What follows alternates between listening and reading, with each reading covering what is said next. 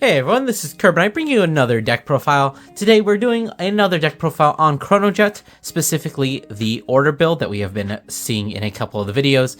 Now of course this is the deck of my teammate Joshua. He was in the last video, but unfortunately he will not be in this video. Alright, so to start off, I just guess I can go over kind of how I feel about Jet in the meta. I still do think that Jet is a very good contender. Definitely something you're going to see if you're going to any BCSs for the rest of this year. And it definitely is a deck that can still compete despite, getting hit on the ban list, not getting unhit, and kind of almost being power crept. I still think that this deck has a really good chance. As for the order builds, it is kind of up to preference. I think that pretty much any build of Jet is going to be very good. And the order build, what it really does for you in the deck is it gives you a really strong early game, which to be honest is something that Jet already kind of had. But what the order build does is it just gives you that much of a stronger early game, which currently in the meta is kind of where you have to be. Having a good early game as well as having a good late game are probably the best things that you can be doing as a deck right now, which is why one of the reasons I think that Jet can definitely still compete with the meta. So with that out of the way, let's go ahead and hop into it. Alright, so starting off with the ride line, of course, we are going to be playing the Chronojet Mazer gear, of course, and then the smoke gear. Fun fact, you can actually play something different. You don't have to play smoke gear here, but why would you? Smoke gear is just too good. And then, of course, we do have a Jet as the top end. We already went over this video, we already went over the skills in the last video, so I'm not really going to, go over them here. If you still don't know what Jet ride line does, I'd recommend you hop on deck log, find all the cards and read them, because it basically just allows you to stride and lets you search out a grade 3. So doing things a little bit differently today, we're actually going to be starting off with the order package itself before we get into the rest of the main deck. And of course the order package is going to be starting off with this grade 2 order, the Reception of the Famed Demonic Mansion. So this card is an order, obviously. When you play it, you can choose to soul charge, then you choose one of your units. It gets plus 5k until the end of turn. And then if you play this card at the end of turn, you can discard a card from your hand and put this card back in your hand, or technically any copy with the same name, but most of the time we're only playing the one copy, so it is just going to be the one copy. Do note that if you don't use that during the end phase, you can't just get it back during every end phase. You do actually have to play it. So this card basically adds a lot of versatility to the deck. The soul charge is nice because we have things like GG, but of course we do have Zargon and other things to use soul on. But for the most part, the soul charge is nice, but it's not always necessary. Do think about it, whether you need it or not, when you're going to play it. The second part of the skill is really what's most important. The fact that you get an extra 5k makes it so that your Vanguard can hit basically almost guaranteed, because if you're swinging a 10k, a 15k Vanguard at even like a 10k Vanguard, they need 20k to make it a 2 to pass, or an OT to pass in that situation. So just having that extra 5k is just very valuable. Something we've learned a lot from decks like Ballista that swing at 15, and I'm trying to think of another one that also swings at 15, but I can't right now. But do note that extra 5k is very good and pretty important. Oh, and one last thing. Joshua would kill me if I didn't mention this. This is also a grade 2, so let's say you're out of stride fodder and you have a bunch of grade 1s in hand. Well, you can just pitch one of those grade 1s, add this back, and that makes it easier for you to stride next turn. So it is also versatile in that sense. Following up with the rest, we are playing the 4 copies of the grade 1, the Bathman. So if you play the normal order this turn, he gets an extra 5k. So you can also give the 5k to him in order to make him an 18k for the turn. But when he's placed on rear guard, you can counterblast 1, search your deck for up to your deck or drop for 1 copy. So which is why we really only need the 1 copy, unless of course we damage check it. And then you add it to your hand, and then if you shuffle the deck if you search the deck. So this card is just really good. It is a 13k booster as long as you're playing the order. It's a great card to be time leaping. Jet loves having grade 1, so definitely no conflicts there. The one thing I will say about this card is that it does use that CB, which makes it a lot harder to use your removal, like your stride skill, because you do need that 1 CB for Fate Rider, and then you're going to commit at least 1 CB to this. So it does make you a little bit more vulnerable to being damage denied, but most of the time you're going to supplement that by just not using stride skill, which at this moment, there isn't really a lot of things that you need to remove. I guess you do need to worry a little bit about Ballista, although after the ban list, maybe not so much. I still have to test that deck a bit more.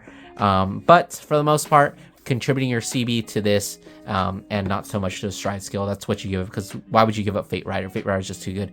And then finishing off the order package is just going to be 2 copies of the grade 2 triple rare Orin's.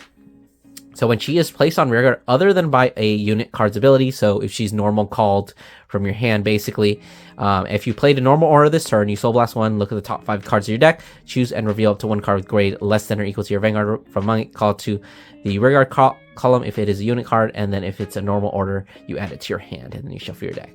And then when it does attack a grade 3 rearguard unit, you can Soul Blast 3 to draw a card and give it 5k. Most of the time, you won't be doing that unless you've managed to magically proc like 3 Zargons in a single turn, and they all did not whiff, and you got like 6 cards into Soul.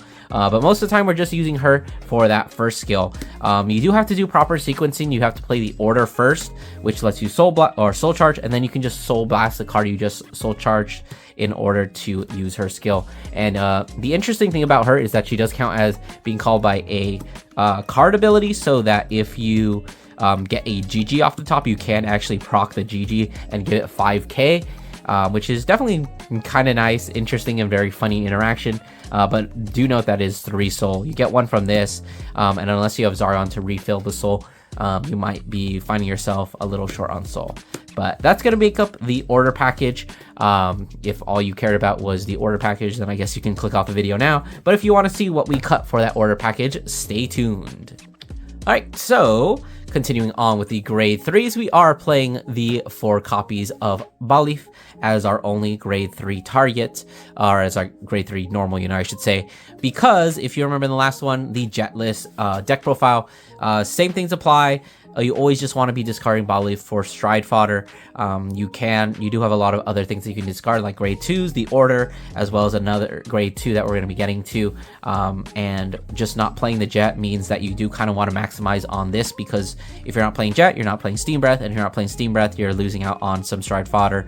You do have it guaranteed on the first turn because of Smoke Gear's skill, but, you know, just having Balif being the best Stride fodder is basically what he's in the deck for. And then, of course, for other grade 3, we are just playing the Evergreen Transfer. It's a Blitz order that when you Soul Blast 1, choose where your units gets plus 25k, and then it also gets a skill that any unit with 100 million or more power will lose a critical. So that can kind of save you against OT. Alright, so moving on into the grade 2s, we do of course have the 4 copies of Upstream. I don't think you can ever afford to play less than 4 copies of Upstream unless you're trying to be funny. But Upstream is just like the heart and the soul of the deck. Is your best attacker. It's basically just filters. It gets you exactly what you need. If you need the grade 1, if you want to get the order back, you can call it CB1, add the order back from the drop zone to your hand. Just a very good card. In general, and of course very necessary for the Jet strategy. And then of course for the other grade 2s, we are just playing 4 copies of the grade 2, or the Dark States cycle card. I'm sorry, my teammate is a poor pleb and only has 2 FFRs and not the full set, but you know, it is what it is.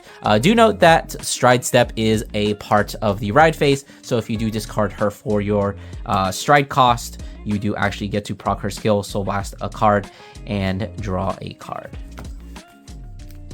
Alright, so moving on to the grade 1s. This is where the deck took the most hits, because we did put in 4 extra grade 1s for the order package. We're unfortunately only able to play the 3 GG. You do have to be a little bit more sparing with your GGs now that you only have 3 copies. But you know, it's pretty easy to cycle them. You can always just time lead them into upstreams, call them off upstreams if you need them. And now that Swirler is still banned, but we still have the other order, the order guy, who is another 13k booster off of an upstream, so it is still alright to be only playing the 3 GGs.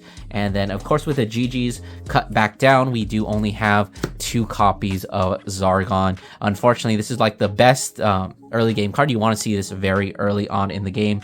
And fun fact, I actually did not know that Zargon was a girl until I was on Twitter and I found the artist who drew Zargon. She drew this other little picture. I guess I'll put it on screen right now. But it's really cute. I did not notice that. I know that she's a Steam Scar, but I just never put 2 and 2 together. But anyways, that aside, our last grade 1 normal unit or regular unit, I guess, is going to be 1 copy of the Amethyst, the Dark States cat from set 12. He does have the skill to well, I guess since we haven't gone over any cats, let's go over him. So he's placed on rear or put on Guardian Circle. The cost, you put a total of 2 cards from your solar drop that were in the right deck to your right deck face up, and then you perform either of the following according to whether it is Circle. So if it is on Rearguard Circle, you get Counter Charge 1, which is very nice, especially in this deck, since we're committing a lot of extra Counterblast to that 1 grade 1. Having some extra Counter Charge is very nice. Or it can be a 20k shield because it gains plus 15 if it's on the Guardian Circle.